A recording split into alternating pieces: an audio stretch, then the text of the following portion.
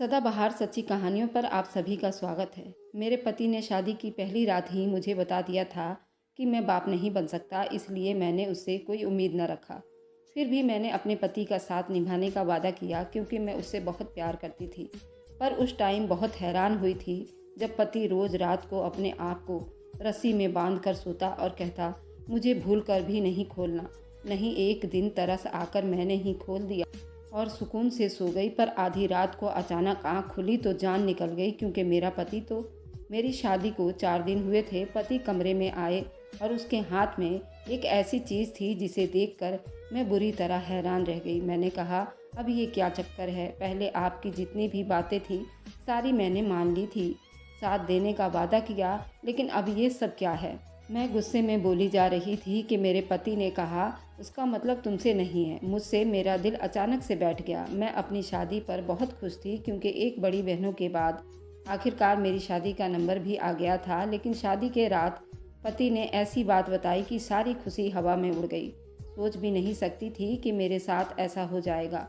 मेरा पति अजीब तरह का इंसान था। शादी में भी सब लोग इसी के बारे में बातें कर रहे थे। हम दोनों बहनों की शादी एक साथ थी। मेरी दूसरी बहन का पति बहुत खुश और बहुत ही हैंडसम और खुश दिल लग रहा था, जबकि मेरा पति ऐसे बैठा था जैसे उसकी शादी ज़बरदस्ती कराई जा रही हो। जबकि ऐसा कुछ भी नहीं था। शादी बिल्कुल भी ज़बरदस्ती नहीं करवाई जा रही थी, बल्कि मेरे पति की मर्जी शामिल थी।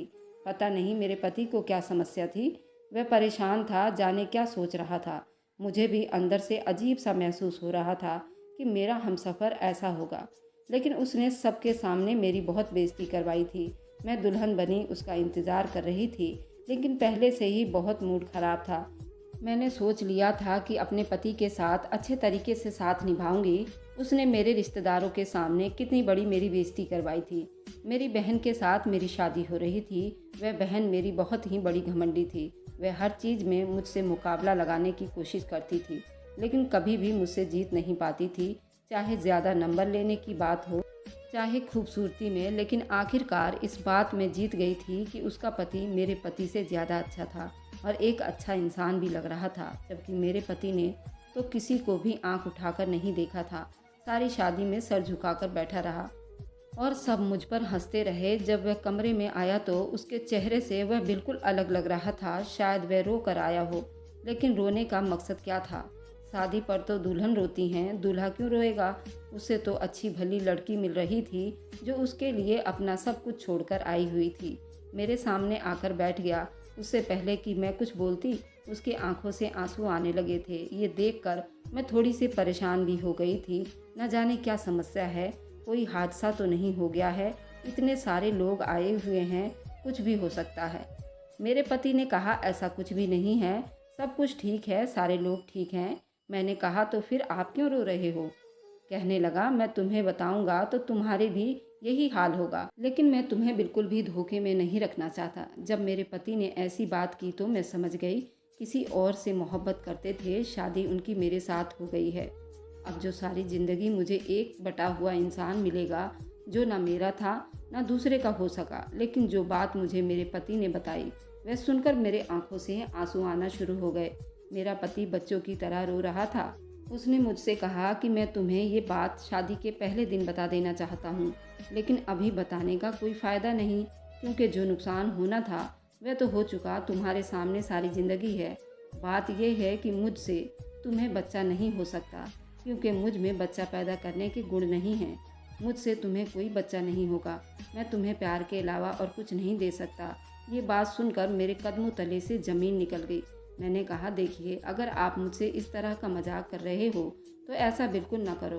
पति शादी के रात दुल्हन से मजाक करते हैं क्या? क्या तुम्हारे दोस्तों ने तुम्हें कुछ सिखाया नहीं या समझाया नहीं? नहीं नहीं, मगर इस तरह कोई बात है तो मैं बहुत ज़्यादा गुस्सा हो जाऊंगी और आपसे कभी बात नहीं करूंगी। मेरा पति इस बात पर थोड़ा सा गम में मुस्कुराने लगा और कहने लगा, काश ये मजाक होता। यही सच है, मुझे अचानक से गुस्सा आ गया। मैंने कहा, अगर ऐसी बात थी तो मुझसे शादी क्यों की? ये बात आपको मेरे घर वालों को बतानी चाहिए थी। मेरी आपसे मोहब्बत की शादी नहीं जो मैं इतनी बर्दाश्त कर जाऊँ। शादी इंसान किस लिए करता है? औलाद पैदा करने के लिए तो करता है। मर्द औरत से कभी भी नहीं बनता। उसके दिल में हमेशा उसके माँ बाप सबसे ऊपर रहते हैं। ऐसे में औलाद होती है जो औरत को खुशी देती है। आप मुझे औलाद नहीं दे सकते तो ये बात आपको बतानी चाहिए थी। कोई भी बहाना कर लेते, कह देते कि मैं आपको पसंद नहीं हूँ। जब मैंने कहा तो मेरे पति का कहना था कि तुम मुझे बहुत पसंद हो, मैं तुमसे मोहब्बत करता हूँ। सच कहूँ तो मैं खुद भी दर्द में हो गया था। मेरे माँ बाप भी मेरे पीछे पड़ गए थे। उन्होंने देने के लिए मेरे दिल में जो बात आई मैंने कह दी, लेकिन मेरे पति ने मुझसे मोहब्बत का इजहार किया और कहा, मोहब्बत बहुत करता हूँ तुमसे, तुम्हारे लिए जान भी दे सकता हूँ। ये मेरे बस में नहीं है। अगर होता तो मैं कुछ भी करके इस बात को साबित कर देता। मुझे मेरे पति पर तरस आने लगा। मैंने उन्हें कहा कि क्या उसका कोई हल नहीं है क्या? उन्होंने कहा कि मैंने इलाज भी करवाया है, डॉक्टर से भी मिला हूँ, लेकिन उसका कोई हल नहीं निकला। अब मैं रोने लगी थी। पता नहीं मैं किसके लिए रो रही थी, अपने पति के लिए, अपनी ख्वाहिश के लिए, अपने औलाद के लिए, या अपनी किस्मत पर रो रही थी। बस बैठी रो रही थी। घर वालों को भी तो बता नहीं सकती थी, अभी अभी तो शादी हुई थी, अभी तो उन्होंने विदाई किया था। और ये बात तो बाद में भी बताना कौन सा आसान था। अगर मैं अभी बता देती तो क्या फ़र्क पड़ता? बुरी खबर तो हमेशा बुरी खबर रहती। औरतों को अगर 40 साल की उम्र में भी डिवोर्स हो जाए तो ये तो बुरी खबर मानी जाती है। औरत की ज़िंदगी बर्बाद हो जाती है। मैं रोती रही। सुबह की रोशनी फैलने लगी। कानों में मंदिरों के शंख की आवाज़ सुनाई देने लगी। मैंने आसमान की तरफ देखा। न जाने मैं क्या सोच रही थी कि मेरा पति भी गम में बैठा था। वह भी सारी रात सो नहीं पाया था। बस बार बार मुझे ही देखता रहा कि कहीं मैं रो तो नहीं रही। अगर तुम जो भी फैसला लोगी मैं उस पर खरा उतरूंगा। मैंने अपने पति से कहा, मैं आपका साथ निभाने की पूरी कोशिश करूंगा। हम हमेशा साथ रहेंगे, औलाद गोद ले लेंगे, कुछ भी कर लेंगे, लेकिन मैं आपको नहीं छोड़ूंगी। मेरा पति इस बात पर बहुत खुश हुआ। उसने कहा कि उस लड़की से मोहब्बत की थी, उसे ऐसी जवाब की उम्मीद कर रहा था। बस हम दोनों ने एक दूसरे से वादा कर लिया, हम एक दूसरे के दुख के साथ बन गए और ये सब बर्दाश्त करने की कोशिश करेंगे। लेकिन जब जब अपनी बहन को देखती तो मुझे उससे जलन होती। वह कितनी खुश थी अपने पति के साथ। हम दोनों एक साथ ही वापस रस्मे के लिए घर आ गए। लेकिन मेरे चेहरे पर खुशी कैसे आती जबकि मेरे दिमाग में इतनी बुरी खबर घूम रही थी। मैं तो 2-3 दिन अपनी मम्मी के घर रही, जबकि मेरी बहन तो रात को ही वापस चली गई। मम्मी ने कहा, बेटी अभी नई नई शादी हुई है, तुम्हें इतने दिन यहाँ नहीं रहना चाहिए। तो मैंने कहा, मेरा ससुराल दूर है, बार बार नहीं आना जाना होगा। मेरी बहन का ससुराल तो दूसरी गली में है, तो ये रोज़ आ जा सकती है। मेरी मम्मी ने कहा, ये बात भी ठीक है। मैं वापस अपने घर आ गई। पति ने मुस्कुराकर मेरी स्वागत की और कहा कि अब नहीं जाना, तुम्हारी बहुत याद आ रही थी। खैर अभी मेरा मूड बहुत ख़राब था। मुझे समझ नहीं आ रहा था कि मैं किस पर गुस्सा करूं। मेरी शादी को 4 दिन हुए थे। रात हुई तो पति मेरे कमरे में आए। उसके हाथ में एक चीज़ थी जिसे देखकर मैं बुरी तरह हैरान रह गई। मैंने कहा, ये क्या चक्कर है? मेरे पति के हाथ में एक रस्सी थी। उनका कहना था कि वह रोज़ रात को खुद को बांध कर सोता है। कुछ भी हो जाए कभी भी उसे खोलना नहीं और न खोलने की कोशिश करूं। यहाँ तक कि अगर मुझे खुद भी कहे कि तुम मुझे खोल दो तब भी उसे नहीं खोलना है। मैंने कहा, किस तरह की बातें कर रहे हो, इसका क्या मतलब है? उसने कहा कि ये तो मैं भी नहीं बता सकता, उसका क्या मतलब है। मेरे पति ने अपने आप को रस्सी में अच्छी तरह से बांधा, अपने टांगे बाजू भी बांध लिया और मुझे कहा, तुम मुझ पर चादर उड़ा दो, और फिर सो गया। मैं कुछ देर अपने पति को देखती रही, सोचती रही कि मैंने किस तरह के आदमी से शादी कर बैठी हूँ, जबकि मैं उस रिश्ते को कैसे निभाऊंगी। ये सब मेरे लिए बहुत मुश्किल होता जा रहा था। मेरे पति की इतनी बड़ी बात जो मुझे पहली रात ही बता दी गई, और दूसरी बात ये कि वह रोज़ रात को खुद को बांध कर सोया करता था। इस सब के पीछे क्या राज था, वह मेरी समझ के बाहर था। मेरे पति ने मुझे कहा था कि अगर वह मुझे खुद भी कहे कि मैं उसकी रस्सी खोल दूं, तो मैं कभी उसकी रस्सी न खोलूं। मुझे मेरे पति से डर लगने लगा। मेरा पति क्यों खुद को बांध कर सोता था? अब तो ये उसकी रूटीन बन गई और वह रोज़ रोज़ इसी तरह सोने लगा। लेकिन मैंने ये भी नोट किया था कि वह सारी रात सोता भी नहीं था, बल्कि जागता रहता था। हमारी शादी के करीब करीब 10 दिन हो गए थे। इधर मेरी माँ मुझे मेरी बहन की खबर सुनाती तो वह बहुत खुश थी और अपने पति के साथ हनीमून पर गई थी। इधर मैं थी जिसको अभी तक ये समझ नहीं आ रहा था कि पता नहीं मेरे साथ क्या होने वाला है। घर में और भी लोग थे। घर वालों के सामने मेरा पति बिल्कुल नॉर्मल होता था, मुझसे ऐसे मजाक करता बिल्कुल जैसे कोई नया शादीशुदा जोड़ा होता है। लेकिन जब हम अकेले होते वह अजीब से माहौल में चला जाता, मुझसे बात भी नहीं करता था, दुखी और गम में हो जाता था और फिर खुद को बांधकर सोया करता था। लेकिन एक रात कुछ अजीब हुआ। मैं बुरी तरह से डर गई। मुझे तो नींद नहीं आ रही थी। मेरा पति सो चुका था। मैं उसे देख रही थी कि अचानक से जाग गया। मुझे कहने लगा कि मैं उसकी रस्सी खोल दूं। मैंने कहा, खुद ही तो खुद को बांधकर सो रहे थे, आप कह रहे हो कि रस्सियाँ खोल दूं? ये आपने क्या मजाक बना रखा है? वह मेरी बात नहीं सुन रहा था। कहने लगा, खोल दो। फिर मुझे बात याद आ गई कि जब उसने कहा था कि अगर मैं खुद भी कहूँ खोल दो तो नहीं खोलना है। मैंने वही बात सोचकर मना कर दिया कि मैं नहीं खोल सकती। तुम्हें क्या प्रॉब्लम है? चलो आगे बढ़ो और मेरी रस्सी खोल दो। मैंने कहा, तुमने ही तो मुझे मना किया था। अगर तुम खुद भी कहोगे कि मेरी रस्सी खोल दो तो कभी नहीं खोलूं। मेरा पति अचानक से मुझ पर गुस्सा हुआ और कहा, तुम्हारा पति हूँ, तुम्हें आज्ञा देता हूँ और मेरी बात नहीं मान रही हो। मैं उससे डर गई और कमरे से निकलकर बाथरूम में चली गई। मैं भी उसे खोलना चाहती थी क्योंकि वो बहुत गुस्से में था, इसलिए उसे नहीं खोला। अच्छा समझा, लेकिन अपनी किस्मत पर बहुत रो रही थी कि अगले दिन अपने पति को ये बात बताई कि तुम ऐसा क्यों करते हो। वह कहने लगा, मैं तुम्हें ये बात नहीं बता सकता। मैंने उससे कहा कि जब इतना बड़ा राज मुझसे बता दिया, सब कुछ मुझसे बता दिया, ऐसा जो राज जो पति अपनी बीवी को नहीं बताते, तुमने वह सारी बात बता दी। शायद इसलिए मैं तुम्हारा साथ देने के लिए मान गई, क्योंकि मैंने ये सोचा कि आप बहुत समझदार इंसान हो। अब आप मुझसे ये बात क्यों नहीं बता सकते? मेरे पति ने कहा कि मैंने तुम्हें शादी के रात ही बताया, लेकिन ये बात नहीं बता सकता, इसलिए इस समस्या के बारे में बार बार मुझे तंग मत करो। मैंने उसे भी कहा कि रात को खुद ही कह रहे थे कि मुझे खोल दो, तो कहने लगा, मैं तुम्हें खुद भी कहूँ तो ऐसा नहीं करना। इसी तरह हमारी शादी को अब 1 महीना बीत गया था। मेरी बहन ने खुशखबरी सुना दी थी कि खबर मेरे ससुराल में भी पहुंच गई, क्योंकि मेरी बहन का पति मेरे ससुराल वालों के दूर का रिश्तेदार था।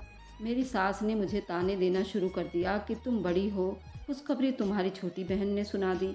मेरी बहन भी जब मुझे मिलने के लिए आई तो उसने मुझे बहुत ताने सुनाई। उसका कहना था कि तुम्हारी तो हाल ऐसा हो गया है कि जैसे तुम्हारी शादी को 10 साल बीत चुके हैं, जबकि 1 ही महीना हुआ है। इसलिए टेंशन की कौन सी बात है? तुम्हें देखकर कोई बच्चा भी बता सकता है कि तुम बिल्कुल भी खुश नहीं हो। ऐसी बात है तो मम्मी पापा को बता दो। मैंने सारी ज़िंदगी तुमसे बराबरी किया होगा, लेकिन तुम मेरी बहन हो। मैं तुम्हारे बारे में ऐसा सोच भी नहीं सकती। फिर मैं उसे सब कुछ बताने लगी थी। फिर सोचा कि ये बात मुझे किसी को भी नहीं बतानी चाहिए, क्योंकि ये सिर्फ मेरे और मेरे पति की बात है। मैं बहुत परेशान में रहने लगी, बहुत जज्बाती होने लगी। जो कुछ मेरी बहन को मिल रहा था वह सब भी चाहती थी, लेकिन जब ये महसूस करती कि ये सब मुझे कभी नहीं मिलेगा तो मेरा दिमाग ख़राब हो जाता। एक रात फिर से नींद मेरी आंखों से गायब थी। मेरा पति सो रहा था कि अचानक से जाग उठा और छोटे बच्चों की तरह रोने लगा। मुझे खोल दो। मेरे पति पर मुझे बहुत तरस आने लगा। मैंने सोचा क्या करूं, लेकिन फिर उसकी बातें भी याद आ रही थी। लेकिन आज मेरे दिमाग ने जाने क्या हुआ, सोचा कि रस्सी खोल देती हूँ, पता तो चले ऐसा भी क्या करता है। मैंने पति की रस्सी खोल दी। मेरे पति ने पहले मुझे हैरान होकर देखा, फिर थोड़ी देर के बाद मुझे घूरने लगा, मेरी तारीफें करने लगा। उसने कहा कि तुम बहुत खूबसूरत हो और मुझसे आकर लिपट गया और वह किया जो उसे पहले करना चाहिए था। सुबह मेरी आंख मेरे पति के रोने की आवाज़ पर खुली, जो बच्चों की तरह रो रहा था। न जाने मेरा पति ऐसा क्यों कर रहा था। मैंने कभी ऐसे आदमी को ऐसे रोते हुए नहीं देखा था। मैंने तो उससे पूछा, क्या हो गया, आप सुबह सुबह बवाल क्यों मचा रहे हो? कहने लगा कि रात को क्या हुआ था। मैंने कहा, मैंने रस्सी खोल दी थी, आपने बड़ी आफत मचा रखी थी रस्सी खोलने के लिए। बाद में वहाँ कुछ ऐसा हुआ कि मेरे कदमों तले से ज़मीन निकल गई। मैं ये सोचने पर मजबूर हो गई कि मेरा पति मुझे धोखे दे रहा था। वह मुझसे झूठ बोले जा रहा था। मेरे साथ ऐसा क्यों कर रहा था ये मैं नहीं जानती थी, लेकिन उसने मेरे साथ गलत बातें की, ऐसी गलत बातें जो कोई भी पति अपनी बीवी के साथ नहीं करता। यहाँ तक कि एक अगर सचमुच भी किसी समस्या का शिकार हुआ तो कभी भी ये बात अपनी जुबान से नहीं करता। मर्दों को तो अपनी अहंकार बहुत ज़्यादा होती है, लेकिन भगवान न जाने मेरे पति के दिमाग में ये खुराफात किसने भर दिया था। मैं बहुत परेशान हो गई थी, क्योंकि मैं अपने पति के बारे में तो ये जान गई थी कि वह अपनी मर्दानगी के हिसाब से वह बिल्कुल नॉर्मल था और वह पूरी तरह मुकम्मल आदमी है। मेरे पति में किसी चीज़ की कोई कमी नहीं थी। उसकी बोलचाल, उसका उठना बैठना और बाकी चीज़ें ऐसी थी जिससे वह साफ मालूम होता था कि वह एक मुकम्मल और अच्छा इंसान है। अब मेरे पति ने रस्सियां बांधने वाला ड्रामा तो कम कर दिया था, क्योंकि मैं उसे बात बात पर यही कहती थी कि तुम खुद को और मुझे भी पागल बना रहे हो, हम दोनों दिमागी मरीज बन जाएंगे। देखो, कल मैंने तुम्हारी रस्सियां खोल दी, कुछ भी तो नहीं हुआ। न जाने ऐसा क्यों समझते हो कि तुम्हारे हाथ की रस्सियां खोलकर हमारी ज़िंदगी में कोई बहुत बड़ा तूफान आ जाएगा। मेरे पति हैरान होकर मेरी बातें सुनता था और कहा कि क्या तुमने वाकई मेरी रस्सियां खोली थी और कुछ नहीं हुआ। मैंने उससे बार बार यकीन दिलाती थी, लेकिन मैं आखिरकार उसका ये रूप कब तक बर्दाश्त करती। एक दिन मैंने अपनी माँ से ये भी बात बता दी। मेरी माँ बहुत समझदार थी। उन्होंने मुझे कहा, अगले संडे को तुम अपने पति को लेकर आ जाना। मैं अपने बड़े बेटे गौरव को बुलाऊंगी, फिर तुम देखना उसके दिमाग के सारे नट बोल्ट कैसे खोलते हैं। अपनी माँ की बात सुनकर मैं तसल्ली में हो गई और मेरी माँ मेरे पति को बिल्कुल अपने बच्चों की तरह समझती थी, उन्हें अपना बेटा मानती थी। अगले संडे अपने पति को बहाने से अपने मायके ले गई और गौरव भाई से मिलवाया। मम्मी मुझे कमरे से बाहर जाने का इशारा किया। मैं मजबूर होकर कमरे से बाहर आ गई। गौरव भाई मेरे पति से बातें करने लगे। काफ़ी देर बीत गए, मैं अपने पति के पास नहीं गई थी। यहाँ तक कि मेरी माँ ने रात का खाना भी लगा दिया। गौरव भाई और मेरे पति बातें करते करते मेरा दिल जोर जोर से धड़क रहा था। न जाने गौरव भाई मेरे पति से कोई ऐसी बात न करते और फिर मेरा पति सुधरने के बजाय और बिगड़ जाए और उल्टी सीधी हरकतें करने लगे। दरअसल मैं उम्मीद से थी, ये बात अपने पति को नहीं बताना चाहती थी। अगर मैं ये बात कुछ कह देती तो वह मुझ पर ही शक करने लगता। मेरे पति को दिमागी बीमारी थी, जिसकी वजह से वह खुद को कभी औरत, कभी मर्द तो कभी तीसरी जिन्स का आदमी मानता था।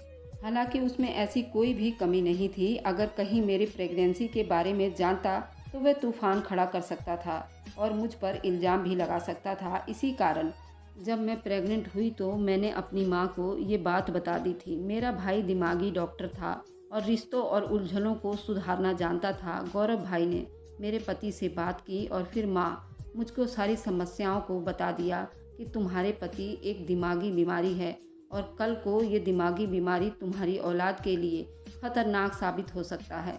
तुम्हें चाहिए कि तुम अपने पति का पूरा दिमागी इलाज कराओ, क्योंकि वह किसी भी दिमागी डॉक्टर के पास जाने के लिए राजी नहीं होगा।